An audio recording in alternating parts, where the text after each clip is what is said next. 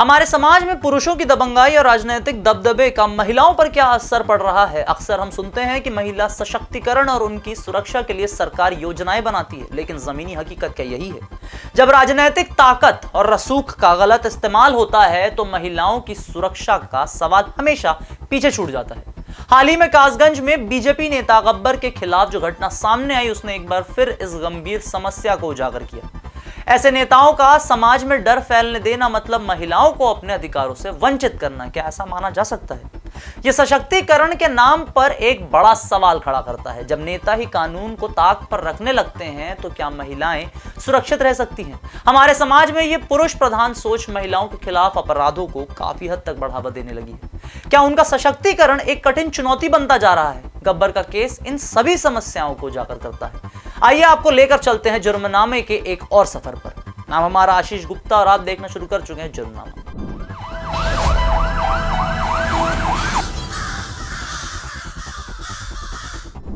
अखिलेश प्रताप सिंह, जिन्हें लोग गब्बर के नाम से जानते हैं, उत्तर प्रदेश के कासगंज जिले में भाजपा का एक स्थानीय नेता था।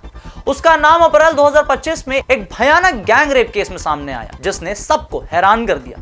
गब्बर का राजनीतिक सफर ज्यादा पुराना नहीं है, लेकिन वह पिछले 15 सालों से भाजपा से जुड़ा हुआ है। वह कासगंज के भाजपा विधायक देवेंद्र राजपूत और हरिओम वर्मा का करीबी माना जाता है। उसे कई बार भाजपा के बड़े नेताओं जैसे कासगंज के पूर्व सांसद राजवीर सिंह उर्फ राजू भैया के साथ भी देखा गया है। गब्बर का पहले से आपराधिक रिकॉर्ड रहा है, जिसमें अवैध खनन और बुलंदशहर की पूर्व विधायक अनीता लोधी पर हमले जैसे मामले शामिल हैं। फिर भी उसे पार्टी में बने रहने का मौका मिला, जो यह सवाल उठाता है कि क्या राजनीतिक ताकत ने उसे बचाया। हालांकि इस केस के बाद उसे पार्टी से निकाल दिया गया है। गब्बर का यह अपराध सिर्फ एक घटना नहीं, बल्कि ताकत के दुरुपयोग की एक मिसाल है जो समाज में डर पैदा करती है। 10 अप्रैल 2025 की शाम को कासगंज में एक 16 साल की लड़की और उसका मंगेतर राशन कार्ड का काम करके लौट रहे थे। दोनों ने एक नहर के पास पेड़ के नीचे खाना खाने के लिए रुकने का फैसला किया। तभी गब्बर अपने 8-10 साथियों के साथ वहां पहुंच गया। इन गुंडों ने पहले जोड़े को घेर लिया और मंगेतर की जमकर पिटाई की। फिर उन दोनों को अलग अलग झाड़ियों में खींच लिया। लड़की ने अपनी शिकायत में बताया कि गब्बर और उसके 2 साथियों ने उसके मंगेतर के सामने ही उसका गैंग रेप किया। इस दौरान बाकी लोग मंगेतर को पीटते रहे। जाने से पहले उन्होंने जोड़े को जान से मारने की धमकी दी। उनके 5000 रुपए भी लूट लिए। लड़की की चेन और झुमके छीन लिए गए। इस दौरान बाकी लोग मंगेतर को पीटते रहे। जाने से पहले उन्होंने जोड़े को जान से मारने की धमकी दी। उनके 5000 रुपए लूट लिए, लड़की की चेन और झुमके छीन लिए और मंगेतर से यूपीआई के जरिए 5000 ट्रांसफर भी कराए।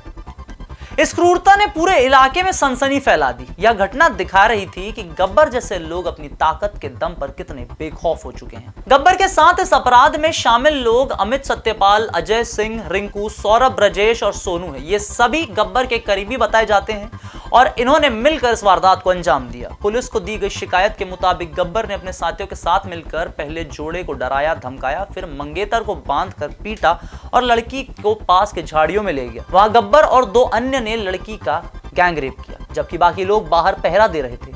इस दौरान उन्होंने लड़की का वीडियो भी बनाया, जिसका इस्तेमाल बाद में ब्लैकमेलिंग के लिए किया गया। पुलिस ने 14 अप्रैल को छापेमारी करके गब्बर समेत 8 आरोपियों को गिरफ्तार किया, जबकि 2 अब भी फरार हैं। इनके खिलाफ भारतीय न्याय संहिता यानी बीएनएस की धारा 70 गैंग रेप, धारा 126(2) गलत तरीके से रोकना, धारा 308(5) उगाही और पॉक्सो एक्ट के तहत मामला दर्ज कर लिया गया है। इस पूरे मामले के बाद बीजेपी की भी सफाई थी। बीजेपी बेटी बचाओ बेटी पढ़ाओ की बातें करती है, लेकिन हकीकत में चिराग तले अंधेरा दिखने लगा है। गब्बर का मामला इसका सबसे बड़ा उदाहरण है। अगर महिलाएं सुरक्षित नहीं होंगी तो वे ना तो पढ़ पाएंगी और ना ही नौकरी कर पाएंगी और ना ही अपने सपनों को साकार कर पाएंगी। सशक्तिकरण का मतलब है कि हर महिला बिना डर के अपनी जिंदगी जी सके, लेकिन जब नेता ही उनकी जिंदगी पर खतरा बन जाए तो यह कैसे मुमकिन होगा? सरकार को सख्त कदम उठाने होंगे, गब्बर जैसे नेताओं को सजा देनी होगी और पार्टियों को ऐसे लोगों को बाहर निकालना होगा। साथ ही समाज को भी सोच बदलनी होगी। हमें यह समझना होगा कि महिलाओं की सुरक्षा और सम्मान ही असली सशक्तिकरण की नींव है। अगर हम चाहते हैं कि हमारा देश तरक्की करे तो हमें अपनी बेटियों को डर से आजाद करना होगा।